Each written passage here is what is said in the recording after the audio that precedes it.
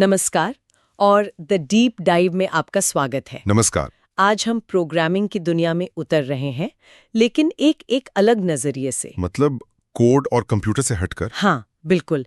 ये कहानी इंसानों के बारे में है, टीम वर्क के बारे में, सहयोग के बारे में और कभी-कभी होने वाली उन गड़बड़ियों की जो बताती हैं कि सबसे मुश्किल कोड तो शायद इंसानी रिश्तों का ही होता है।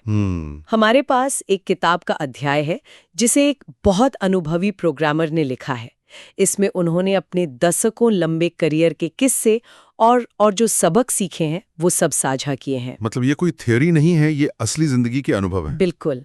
तो आज हम ये समझने की कोशिश करेंगे कि एक प्रोग्रामर का दिमाग आखिर काम कैसे करता है, और एक ऐसे काम में जिसे अक्सर अकेले बैठकर करने वाला माना जाता है, उसमें दूसरों के साथ मिलकर काम करना इतना जरूरी और इतना मुश्किल क्यों हो जाता है। हाँ, चलिए इसकी परतों को खोलकर देखते हैं। बिल्कुल।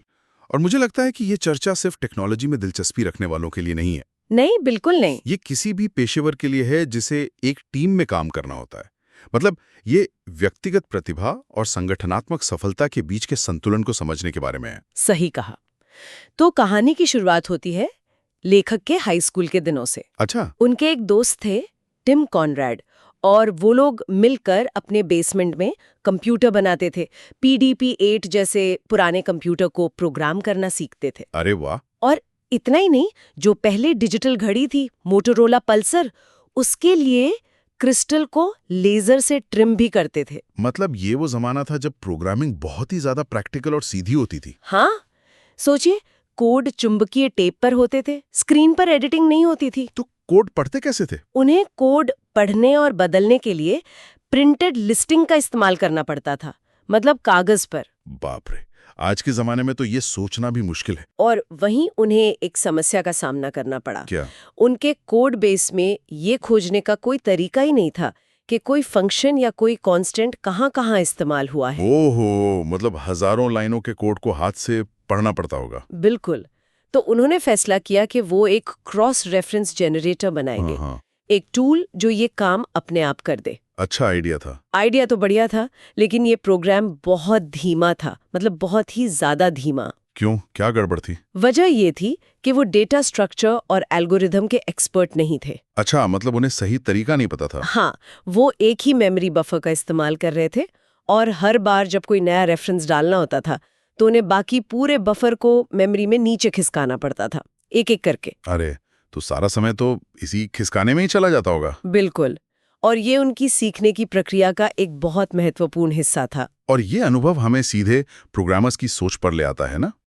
लेखक का कहना है कि प्रोग्रामर अक्सर लोगों के साथ काम करने के बजाय मशीनों के साथ काम करना ज्यादा पसंद करते हैं। बिल्कुल, और इसकी वजह भी साफ है। मशीनें वो साफ सुथरी और अनुमानित व्यवहार करती हैं। आप जो कहेंगे वो करेंगी। जबकि इंसानी रिश्ते गंदे और अप्रत्याशित हो सकते हैं।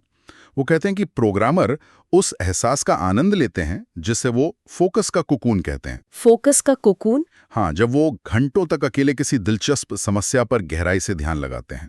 उस कुकून में कोई नहीं होता, सिर्फ वो और मशीन। हाँ, लेकिन एक पेशेवर प्रोग्रामर होने का मतलब सिर्फ कोड लिखना तो नहीं है। नहीं, बिल्कुल नहीं। लेखक इस बात पर जोर देते हैं कि एक पेशेवर प्रोग्रामर की पहली जिम्मेदारी अपने नियोक्ता की जरूरतों को पूरा करना है। और ये एक बहुत बड़ा सबक है। इसका मतलब है कि आपको ये समझना होगा कि आप जो कोड लिख रहे हैं वो आपके नियोक्ता के बिजनेस को फायदा कैसे पहुंचाएगा। लेखक एक बहुत मजबूत बात कहते हैं, आपका काम व्यवसाय को चलाते रहना है। सिर्फ टेक्नोलॉजी में खो जाना वो एक पेशेवर के लिए सबसे बुरी चीजों में से एक हो सकता है। और उन्होंने ये सबक बहुत ही दर्दनाक तरीके से सीखा था। हाँ, 1976 का वो किस्सा, जब उन्हें उनकी प्रोग्रामिंग नौकरी से निकाल दिया गया था। वो आउटबोर्ड मरीन कॉर्प के लिए काम कर रहे थे, एक फैक्ट्री ऑटोमेशन सिस्टम पर। और वो मानते हैं कि तकनीकी रूप से वो टीम के सबसे अच्छे प्रोग्रामर थे। समस्याओं को दूसरों से ज्यादा तेजी से हल कर सकते थे। हाँ, लेकिन समस्या उनकी तकनीकी क्षमताओं में नहीं थी, उनके रवैये में थी। बिल्कुल। पहली गलती, पहले दिन बिना टाई के आ गए, जबकि ऑफिस में बाकी सब पहनते थे। उन्होंने कंपनी की संस्कृति को नजरअंदाज कर दिया। बिल्कुल। सोचा होगा कि इन सब से क्या फर्क पड़ता है। हाँ, पर असली समस्या तब हुई जब उन्होंने एक महत्वपूर्ण माइलस्टोन को ही नजरअंदाज कर दिया। डेमो वाला किस्सा। हाँ, टीम लीड जॉन ने उन्हें बताया था कि सोमवार को वर्किंग फीचर्स का एक डेमो है, लेकिन लेखक को ये तारीख और समय ज्यादा जरूरी नहीं लगे। वो अपने फोकस के कोकून में इतने डूब गए कि उन्हें टीम या बिजनेस की जरूरतें दिखी ही नहीं। उन्होंने शुक्रवार को सिस्टम को एक गैर कार्यशील स्थिति में छोड़ दिया। और उनका तर्क क्या था? सिस्टम अभी प्रोडक्शन में थोड़ी है। बिल्कुल। जब वो सोमवार को देर से आए तो देखा कि सब लोग एक खराब सिस्टम के चारों ओर उदास खड़े हैं। उन्हें तब भी स्थिति की गंभीरता का एहसास नहीं हुआ। नहीं, यहाँ तक कि जब वीपी के दौरे के बारे में उन्हें बताया गया तो उन्होंने सोचा तो क्या हुआ, इसमें क्या बड़ी बात है। उसे पहली चेतावनी मिली, लेकिन तब तक बहुत देर हो चुकी थी। कुछ हफ्तों बाद उसे निकाल दिया गया। वो उस अनुभव को याद करते हैं जब उन्हें घर जाकर अपनी 22 वर्षीय गर्भवती पत्नी को ये बताना पड़ा। वो कहते हैं कि एक ऐसी याद है जिसे वो कभी दोहराना नहीं चाहते। और ये कहानी हमें एक जरूरी बात सिखाती है कि आपका व्यक्तिगत टैलेंट तब तक बेकार है जब तक वो टीम के लक्ष्य के साथ न जुड़े। सही कहा। और ये टकराव सिर्फ प्रोग्रामर और नियोक्ता के बीच नहीं होता। प्रोग्रामर्स को अक्सर एक दूसरे के साथ मिलकर काम करने में भी मुश्किल होती है। बिल्कुल। यहीं पर ओन्ड कोड की अवधारणा आती है। ओन्ड कोड मतलब ये मेरा कोड है, इसे हाथ मत लगाना। हाँ, ये तब होता है जब एक टीम में हर प्रोग्रामर अपने कोड के चारों ओर एक दीवार बना लेता है। लेखक एक हाई एंड प्रिंटर बनाने वाली कंपनी का उदाहरण देता है। उस कंपनी में हर प्रोग्रामर एक अलग हिस्से पर काम करता था, जैसे कोई फीडर पर, कोई स्टैकर पर, कोई स्टेपलर पर। और उन्होंने अपनी तकनीक को अपने तक ही सीमित रखा, किसी को नहीं बताते थे। नतीजा, कोड में बहुत दोहराव था और मॉड्यूल के बीच इंटरफेस बहुत खराब थे। यहाँ एक महत्वपूर्ण सवाल उठता है, ऐसा हुआ क्यों?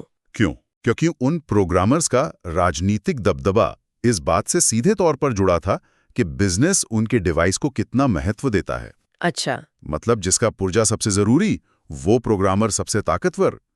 इसका समाधान है कलेक्टिव ओनरशिप। कलेक्टिव ओनरशिप मतलब कोड किसी एक व्यक्ति का नहीं है, वो पूरी टीम का है। कोई भी टीम सदस्य किसी भी मॉड्यूल को देख और बदल सकता है। लेकिन इसमें एक खतरा नहीं है? अगर सब कुछ सबका है तो फिर जिम्मेदारी किसकी होगी? बहुत अच्छा सवाल है, और इसका जवाब टीम के कल्चर में है। जब पूरी टीम कोड की क्वालिटी के लिए खुद को जिम्मेदार मानती है तो हर कोई बेहतर काम करता है। कलेक्टिव ओनरशिप का मतलब अराजकता नहीं है, इसका मतलब है कि ज्ञान किसी एक के दिमाग में बंद ना हो जाए। मतलब कोई हीरो ना बन पाए जिसके बिना काम ही रुक जाए। बिल्कुल। मैंने खुद एक टीम में ऐसा देखा है। एक हीरो प्रोग्रामर था और जब वो छुट्टी पर गया तो पूरा प्रोजेक्ट रुक गया। किसी को पता ही नहीं था कि उसका कोड काम कैसे करता है। ओहो। कलेक्टिव ओनरशिप ऐसी स्थितियों से बचाती है। हाँ, और सहयोग को बेहतर बनाने का एक और तरीका है पेयर प्रोग्रामिंग। हाँ, लेखक का मानना है कि ये किसी समस्या को हल करने का सबसे कारगर तरीका है। दो सिर एक से बेहतर होते हैं। इसके कई फायदे हैं। एक तो जैसा हमने कहा, ज्ञान के साइलो नहीं बनते। दूसरा, ये कोड की समीक्षा करने का सबसे अच्छा तरीका है। कैसे? क्योंकि कोड लिखे जाने के दौरान ही उसकी समीक्षा हो जाती है, बाद में नहीं। एक लिख रहा होता है तो दूसरा साथ साथ सोच रहा होता है, गलतियां पकड़ रहा होता है। लेकिन क्या इससे काम की रफ्तार आधी नहीं हो जाती? मतलब दो लोग एक ही काम कर रहे हैं। सुनने में ऐसा लगता है, पर असलियत में होता उल्टा है। अच्छा। हाँ, एक फीचर को लिखने में शायद थोड़ा ज्यादा समय लगे, लेकिन जो कोड बनता है वो कहीं ज्यादा बेहतर क्वालिटी का होता है। उसमें गलतियां बहुत कम होती हैं। तो उन गलतियों को बाद में ढूंढने और ठीक करने में जो समय और पैसा लगता है वो बच जाता है। बिल्कुल। पेयरिंग कोई जादू की छड़ी नहीं है, और कभी कभी अकेले सोचना भी जरूरी होता है, लेकिन ज्यादातर समय ये सबसे अच्छा तरीका है। सहयोग को लेके एक और गलतफहमी की कहानी है जो मुझे बहुत मजेदार लगी। वो बिलबोर्ड वाली? हाँ, साल 2000 की बात है। .com बूम का जमाना था। लेखक शिकागो में थे और उन्होंने एक बहुत बड़ा बिलबोर्ड देखा। एक भर्ती विज्ञापन? हाँ, उस पर लिखा था, आओ और सर्वश्रेष्ठ के साथ सेरिबेलम रगड़ो। ये पढ़कर कोई भी हंस देगा। लेखक को भी ये बहुत मूर्खतापूर्ण लगा। मूर्खतापूर्ण इसलिए क्योंकि पहली बात तो ये कि सेरिबेलम यानी हमारे दिमाग का पिछला हिस्सा वो बुद्धिमानी के लिए नहीं होता। अच्छा। उसका काम फाइन मोटर कंट्रोल होता है, मतलब शरीर का संतुलन और मांसपेशियों पर नियंत्रण। तो जिन बुद्धिमान लोगों को वो आकर्षित करने की कोशिश कर रहे थे, वो तो ये पढ़कर उन पर हंसी रहे होंगे। सही बात है। लेकिन यहाँ एक गहरा मुद्दा छिपा है। क्या? ये विज्ञापन सहयोग की एक बहुत ही गलत तस्वीर पेश कर रहा था। सेरिबेलम रगड़ने से जो तस्वीर दिमाग में बनती है वो है अलग-थलग जीनियस लोगों की, जो अपने अपने क्यूबिकल में एक दूसरे की ओर पीट करके बैठे। ये कोई टीम नहीं है। बिल्कुल नहीं, ये बस एक ही जगह पर काम करने वाले अजनबियों का एक समूह है। लेखक का कहना है कि पेशेवर एक साथ काम करते हैं, एक दूसरे का सामना करते हुए, ताकि वे एक दूसरे की निराशा भरी बड़बड़ाहट सुन सकें और बॉडी लैंग्वेज को समझ सकें। कभी-कभी अकेले काम करना जरूरी होता है, लेकिन ज्यादातर समय मिलकर काम करना ही बेहतर होता है। तो इन सब कहानियों का सार क्या है? हम इससे क्या सीख सकते हैं? शायद सबसे बड़ी सीख यही है कि प्रोग्रामिंग सिर्फ लोगों के लिए काम करने के बारे में नहीं है, बल्कि ये लोगों के साथ काम करने के बारे में है।